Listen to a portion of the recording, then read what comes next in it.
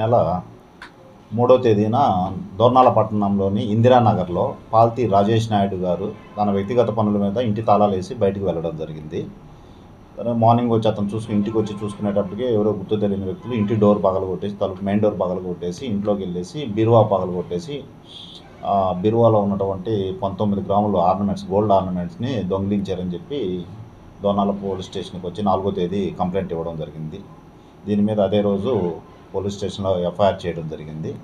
The same day 4వ తేదీ afternoon పెద్దారువీడు మండలం దేవరాజుగట్టు విలేజ్లో కూడా ఒక రైతులు ఇంటికి తాళాలు వేసేసుకుని పనులకు వెళ్ళిన సమయంలో అక్కడ కూడా సేమ్ ఇంటి డోరు పగలగొట్టేసేసి బీరువాలో ఉన్న 6 గ్రాముల గోల్డ్ని దొంగిలించడం జరిగింది.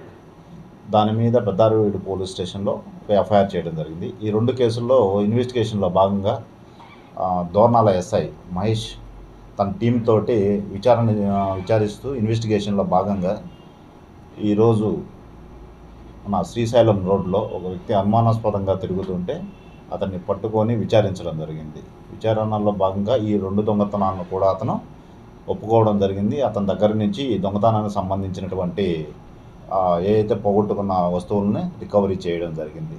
ఇతన్ని విచారిస్తే ఇతని పేరు నంద్యాల జిల్లా ఆత్మకూరు పట్టణానికి చెందిన షేక్ మహబూబ్ బాషా అలియాస్ నందు. ఇతను ఈ అఫెన్సులు చేసినట్టుగా మనకి ఇది అయింది. సో ఇతని మీద ప్రీవియస్లీ కూడా ప్రకాశం జిల్లా త్రిపురాంతకం మండలంలో, ఆత్మకూరులో, నంద్యాల 1 టౌన్ అండ్ 3 టౌన్లో దాదాపు 15 కేసుల దాకా ఇతని మీద రిజిస్టర్ అయ్యి ఉన్నాయి. సేమ్ ఈ దొంగతనం కేసులు ఇది అయి ఉన్నాయి. సో అతన్ని ఈరోజు అరెస్ట్ చేసేసి కోర్టుకు పంపడం జరుగుతుంది.